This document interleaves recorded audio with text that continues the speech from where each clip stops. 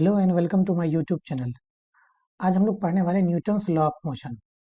इसी के कुछ बेसिक्स, जो फर्स्ट लेक्चर हम लोग सिर्फ बेसिक्स देखेंगे, जैसे Newton first law of motion है, फोर्स है, इनर्शिया है, इसके बारे में देखेंगे और इसके हम लोग कुछ एग्जांपल्स इसको हम लोग समझेंगे कि क्या होता है, कैसे काम करता है। चलिए हम लोग स्टार्ट करते हैं Newton first law of motion से। इसका स्टेटमेंट पढ़ते हैं। स्टेटमेंट कहता है कि every body continues its states of rest और uniform motion in a straight line unless compelled by an external force to change its state. इसको हम लोग सिंपल लैंग्वेज में समझते हैं। इसका मतलब क्या हुआ, अगर कोई बॉडी रेस्ट पे है तो वो रेस्ट पे ही रहना चाहेगा जब तक उस पर हम लोग एक्सटर्नल फोर्स नहीं लगाते हैं, और अगर कोई बॉडी मोशन में है तो वो मोशन में ही रहना चाहेगा, यूनिफॉर्म मोशन में ही रहना चाहेगा जब तक हमने एक्सटर्नल फोर्स नहीं लगाते हैं। पहले अगर हम लोग बात करें कि न्यूटन गैलीलियो से पहले एरिस्टोटल नाम के साइंटिस्ट ने बताया था कि कोई बॉडी अगर यूनिफॉर्म मोशन में है तो उसको कंटिन्यू यूनिफॉर्म मोशन में रहने के लिए हम लोग को एक्सटर्नल फोर्स अप्लाई करना पड़ेगा, जो कि उसको कंटिन्यू मोशन में रखेगा। लेकिन बाद में जब गैलीलियो साइंटिस्ट ने एक्सपेरिमेंट किया, न्यूटन्स ने फिर कैलकुलस बनाया, उससे प्रूव किया, उन्होंने बताया कि किसी बॉडी को यूनिफॉर्म मोशन में रहने के लिए फोर्स रिक्वायर्ड नहीं होता है। वो यूनिफॉर्म मोशन को ब्रेक करने के लिए, अगर यूनिफॉर्म मोशन में है उसको रोकना है या उसको एक्सलेरेट करना है, उसके स्टेट को चेंज करना है, उसके लिए हम लोग को फोर्स रिक्वायर्ड होता है। तो इस पहले स्टेटमेंट से हम लोग दो चीज समझ सकते हैं यहाँ पे। एक, पहला, ये चेंज स्टेट, अगर स्टेट में चेंज करना होगा तो एक्सटर्नल फोर्स चाहिए। इसका मतलब कि फोर्स का एक डेफिनेशन यहाँ से निकल के आता है, जिसको हम लोग ऐसे समझ सकते हैं। अगर किसी बॉडी के स्टेट में चेंज करना होगा, उसके लिए जो फैक्टर रिस्पॉन्सिबल होता है उसी को हम लोग फोर्स कहते हैं। तो यहाँ से हम लोग यहाँ पे देखते हैं, the law defines the force and states. Force और स्टेट दो चीज को डिफाइन करता है। Force is a factor which can change the state of object. अब विच कैन चेंज द, हम लोग इसको समझते हैं। जैसे अब हम लोग एक एग्जाम्पल लेते हैं, ये बॉडी यहाँ पे रेस्ट पे रखा हुआ, ये बॉडी कब मूव करेगा, जब से फोर्स लगेगा तब मूव करेगा। या फिर कोई बस है, या फिर कोई हम लोग ऐसा मानते हैं जैसे कि ये एक स्मूथ प्लेन है। इस स्मूथ प्लेन पे हमने क्या किया, एक ब्लॉक को पुश कर दिया, पुश करके छोड़ दिया, तो ये कंटिन्यू मूव करता रहेगा। और ये रियल लाइफ में हम लोग देखते हैं तो ये रुक जाता है। ये रुकता है इसलिए क्योंकि यहाँ से फ्रिक्शन अप्लाई होता है, फ्रिक्शन क्या करता है, इसको रोक देता है। तो यहाँ पे ये फोर्स रिस्पॉन्सिबल इसको रोकने के लिए। अगर यहाँ फ्रिक्शन नहीं हो, कंप्लीटली फ्रिक्शनलेस हो, तो ये कंटिन्यू चलता जाएगा। मीन्स हम लोग इसको ऐसे भी समझ सकते हैं, इसको जितना स्मूथ सरफेस पे रखेंगे उतने दूर तक जाता है। इसका मतलब सरफेस का स्मूथनेस इसको दूर तक ले जाने के रिस्पॉन्सिबल, मीन्स फ्रिक्शन इसको रोकता है। अगर फ्रिक्शन नहीं हो तो नहीं रुकेगा। हम लोग यहाँ फर्स्ट लॉ ऑफ मोशन समझ गए, उसके बारे में थोड़ा एग्जाम्पल भी देख लिए। हम लोग से फोर्स क्या है, पुश और पुल। मीन्स अगर इसको हम लोग इसी एग्जाम्पल की अगर हम लोग बात करें, इस ऑब्जेक्ट पर हम लोग मूव करना है, तो मूव करना तो हम लोग क्या कर सकते हैं, या तो फोर्स हम लोग इधर से लगा सकते हैं, धक्का दे सकते हैं, या हम लोग किसी स्ट्रिंग के हेल्प से इसको खींच सकते हैं। दो में से किसी मेथड से इसको हम लोग मूव कर सकते हैं। तो ये एक या तो धक्का देने वाली बात आ गई, या इसको खींचने वाली बात आ गई। तो इस यहाँ पुश और पुल में ही हम लोग को फोर्स को समझने के लिए हम लोग पुश और पुल वर्ड का ही यूज करते हैं। खिंचाव या धक्का को हम लोग क्या कहते हैं, फोर्स कहते हैं। अब ये फोर्स जो है वो बॉडी के स्टेट को चेंज कर सकता है या फिर चेंज करने की कोशिश कर सकता है। दोनों चीज को हम लोग समझना पड़ेगा, क्योंकि कई बार ऐसे होता है जैसे अगर हम लोग एक वॉल के सामने खड़े हैं, ठीक है, और इस वॉल को धक्का दे रहे हैं, तो क्या होगा, वॉल मूव नहीं करेगा। बट इसका मतलब ये नहीं कि हम लोग फोर्स अप्लाई नहीं कर रहे हैं, हम लोग फोर्स अप्लाई कर रहे हैं, बट वॉल क्या हो रहा है, मूव नहीं हो रहा है। तो यहाँ पे क्या हो रहा है, फोर्स क्या कर रहा है, चेंज करता है, या फिर टेंस टू चेंज। यहाँ पे टेंस टू चेंज कर रहा है, यहाँ पे चेंज नहीं कर रहा है, बट इसके स्टेट को चेंज करने की कोशिश कर रहा है। इसको भी हम लोग फोर्स कहते हैं। हम लोग फोर्स को यही इसी डेफिनेशन को यहाँ पे अलग से दिया गया है। अब फोर्स वेक्टर क्वांटिटी होता है। फोर्स क्या होता है, दो बॉडी के बीच में इंट्रैक्शन होता है, जो फोर्स अप्लाई करता है और जिससे फोर्स लगता है, और दोनों बॉडी के बीच में इंट्रैक्शन होता है पुल और पुश के हेल्प से। हम लोग आगे समझेंगे कि फोर्स कांटेक्ट करके भी लगा सकते हैं, बिना कांटेक्ट के भी लगा सकते हैं। उसका एग्जांपल देखते हैं। बचपन हम लोग चुंबक का खेल खेलते हैं मैग्नेट से। मैग्नेट में क्या होता है, एक मैग्नेट को हम लोग दूर रखते हैं, दूसरे मैग्नेट पे ये फोर्स दूर से ही अप्लाई करता है, इसको हम लोग नॉन कांटेक्ट फोर्स कहते हैं। ये हम लोग आगे पढ़ेंगे। फोर्स वेक्टर क्वांटिटी होता है। अब इफेक्ट ऑफ रिजल्टेंट फोर्स, हमें बताया फोर्स, फोर्स पे हमने एक एग्जांपल लिया था, एक जैसे एक वॉल है, वॉल पे हम लोग फोर्स लगा रहे हैं तो वॉल मूव नहीं कर रहा है, बट हम लोग फोर्स लगा रहे हैं, बट रिजल्टेंट फोर्स यहाँ पे जीरो, यहाँ पे रिजल्टेंट फोर्स नहीं है।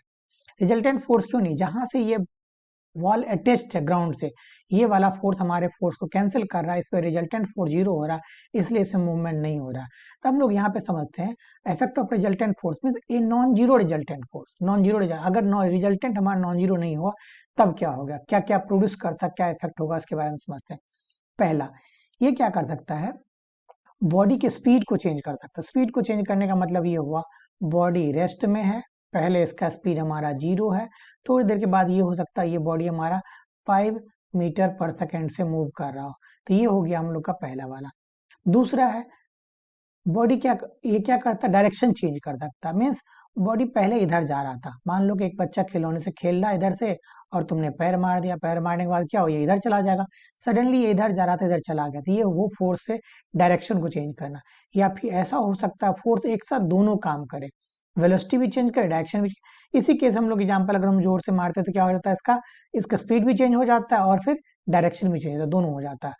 और इसमें एक और ये वाला है, इसमें क्या होता है, शेप एंड साइज को चेंज करना। अगर मान लो रबर से हम लोग खेलते हैं, रबर को इधर से खींचते हैं और इधर से खींचते हैं, तो रबर क्या होता है, रबर का शेप ऐसा हो जाता है, तो ये हमारा क्या होगा, डिफॉर्म होना हो गया, मीन्स इसका शेप चेंज हो रहा, साइज चेंज हो रहा, ये सब क्या हो गया, फोर्स का इफेक्ट हो गया। तो ये सब फोर्स का इफेक्ट हमने यहाँ पे पढ़ा। और भी इसके एग्जाम्पल्स हैं, बहुत सारे एग्जाम्पल्स हैं, रियल लाइफ हम लोग देखते हैं, एक्सीडेंट होता है उसमें फोर्स लगता है, हम लोग किसी को हिट करते हैं, लड़ाई झगड़े, फोर्स, हर जगह फोर्स काम करता है, और इसी फोर्स को हम लोग इस चैप्टर में समझने वाले हैं। तो फर्स्ट लॉ का एग्जाम्पल क्लियर हो गया। फर्स्ट लॉ में हम लोग क्या करते हैं, फर्स्ट लॉ, अगर रेस्ट में तो रेस्ट में रहना चाहेगा, मीन्स जैसे बस पे हम लोग बैठे हैं और अचानक से बस एक्सेलरेट होता है तो हम लोग पीछे की तरफ झुक जाते हैं, तो ये क्या हुआ, हम लोग, हमारा बॉडी क्या चाहता है, हमारा बॉडी चाहता है रेस्ट में रहना, बट क्या हो रहा है, जब एक्सटर्नल फोर्स लग रहा है तो वो फोर्स क्या कर, आगे ले जाना, हमारा बॉडी नहीं ले चाह रहा आगे जाए, इसीलिए क्या होता है, बॉडी अपने रेस्ट को मेंटेन करना चाहता है, और जो बॉडी हमारा, जो बॉडी का जो पार्ट बस के कांटेक्ट में, वो आगे चला जाता है, इसलिए हम लोग पीछे तरफ लीन हो जाते हैं।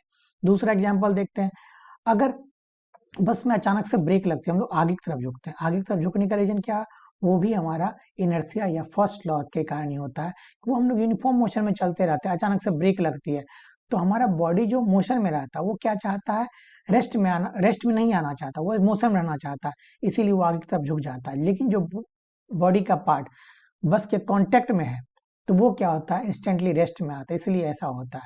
दूसरा हम लोग डायरेक्शन वाला देख सकते हैं, जब हम लोग टर्न पे जाते हैं, टर्न पे जाते हैं तो हम लोग एक तरफ झुक जाते हैं, तो भी हमारा क्या होता है, डायरेक्शन को रेसिस्ट कर रहा है, वो डायरेक्शन चेंज नहीं करना चाहता है, तो वो हमारा क्या हो गया, चेंज ऑफ डायरेक्शन वाला एग्जाम्पल हो गया। अब unit of measurement of force, force के मेजरमेंट की बात करें तो यूनिट काफी इंपॉर्टेंट होता है।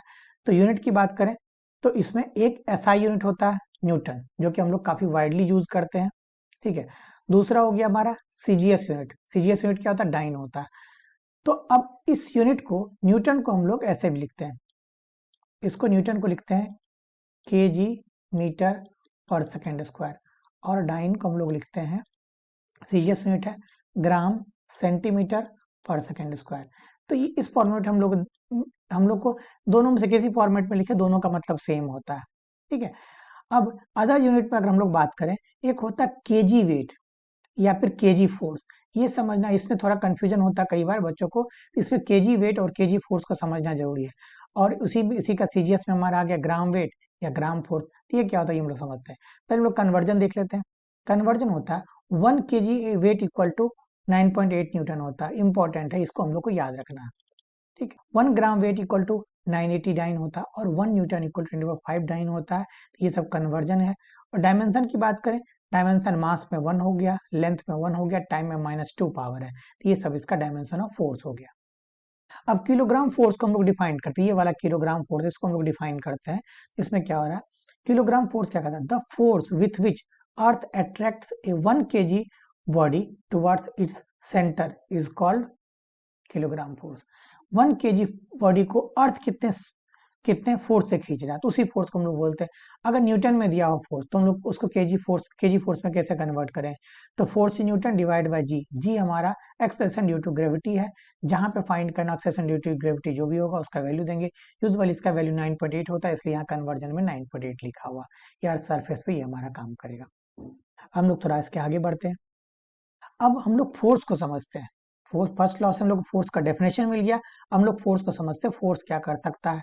तो फोर्स को हम लोग देखिए, फोर्स में हमने एग्जांपल से देखा, तो फोर्स क्या क्या करता है वो हम लोग समझ गए। अब हम लोग समझते हैं कि फोर्स को रिप्रेजेंट कैसे करेंगे।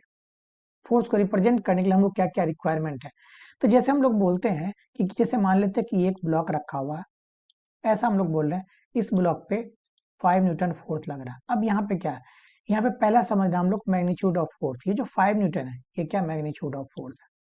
दूसरा हम लोग को समझना होगा डायरेक्शन ऑफ फोर्स। डायरेक्शन भी इंपॉर्टेंट है। क्यों इंपॉर्टेंट है, अगर अगर डायरेक्शन हमारा राइट साइड है तो ब्लॉक इधर की तरफ मूव करेगा, और डायरेक्शन अगर लेफ्ट साइड है तो ब्लॉक लेफ्ट की तरफ मूव करेगा।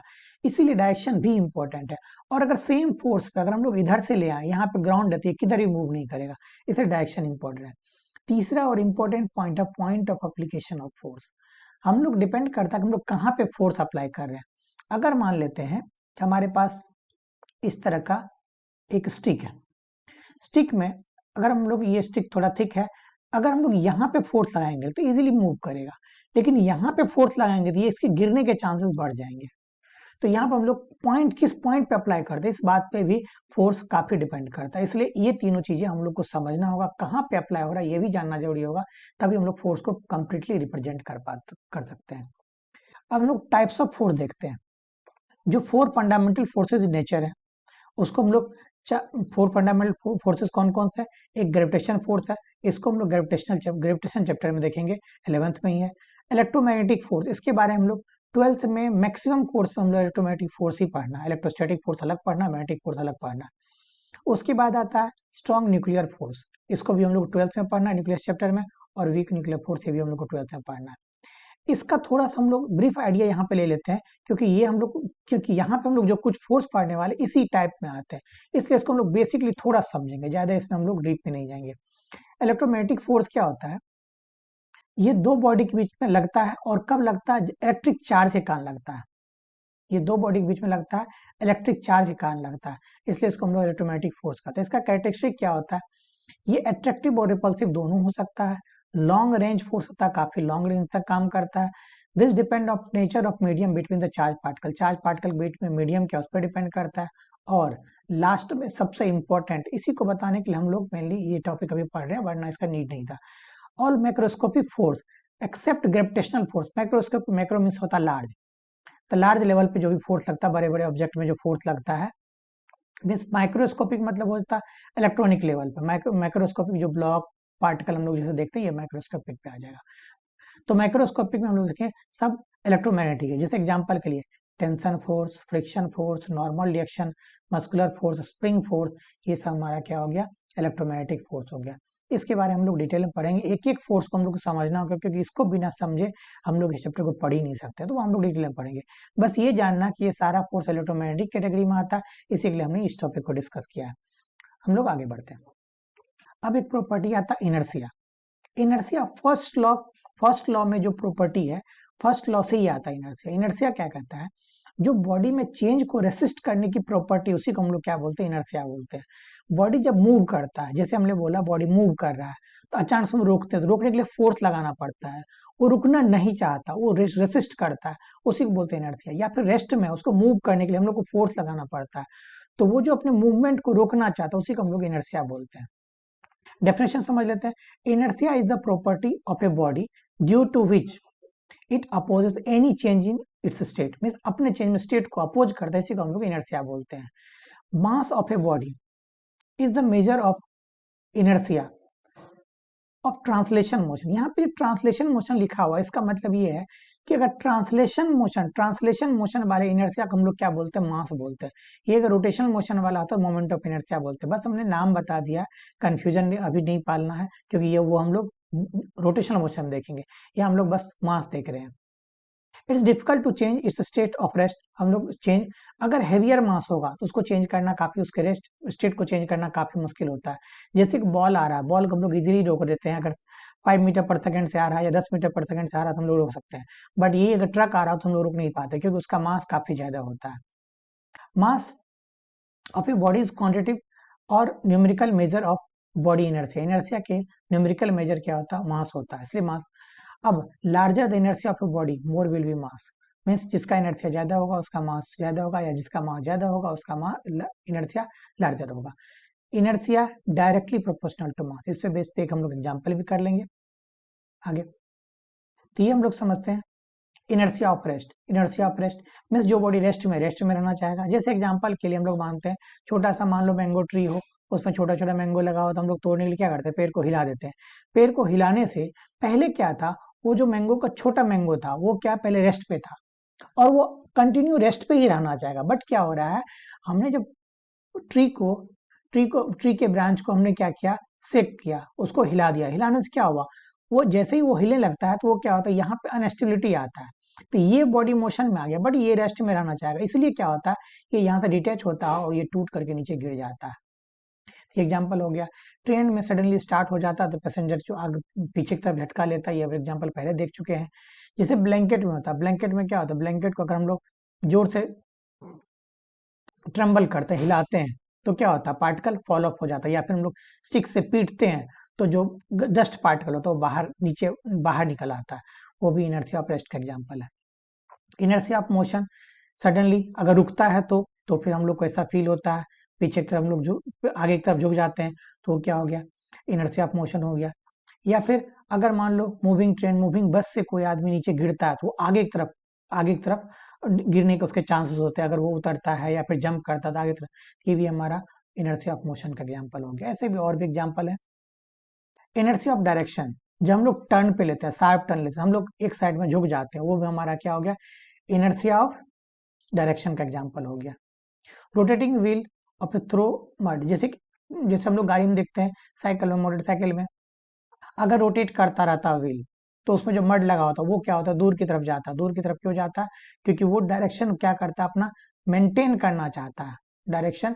जैसे ये हमारा ऐसा है, तो यहाँ का जो वेलोसिटी ये इधर है, इधर मेंटेन करना चाहिए, इसलिए इधर जाता है, और इधर वाला क्या होगा, इधर जाना चाहेगा, इसलिए ये ऐसे जाता है, ये ऐसे मूव करता है। तो ये भी हमारा डायरेक्शन, इनर्शिया ऑफ डायरेक्शन का एग्जाम्पल हो गया। इसके बाद हम लोग देखिए एग्जाम्पल देखते हैं।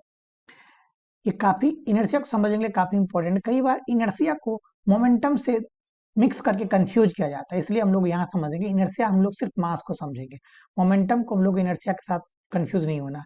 जैसे एग्जाम्पल लेते हैं, there are two bodies A and B, यहाँ पे इंपॉर्टेंट लिखा हुआ सेम मास है, उसमें से एक जो ए रेस्ट पे है while B undergoing uniform motion, B हमारा यूनिफॉर्म मोशन में जा रहा है। Which is the correct statement? पहला कह रहा है ए का इनर्शिया ज्यादा होगा, दूसरा हम कह रहा है बी का इनर्शिया ज्यादा, तीसरा हम क्या कह रहा है, दोनों का इनर्शिया सेम होगा, और चौथा हम कह रहा है तीनों में से कोई भी करेक्ट हो सकता है और डिपेंड करेगा शेप ऑफ द बॉडी। हमने ऊपर में बताया कि इनर्शिया जो होता है कंप्लीटली मास पर डिपेंड करता है, मास दोनों का सेम है, इसलिए इनर्शिया भी दोनों का सेम हो जाएगा। तो आज के लेक्चर में हम लोग इतना ही रखते हैं, अगले लेक्चर हम लोग इसके आगे देखेंगे। Thank you for watching the video, thank you.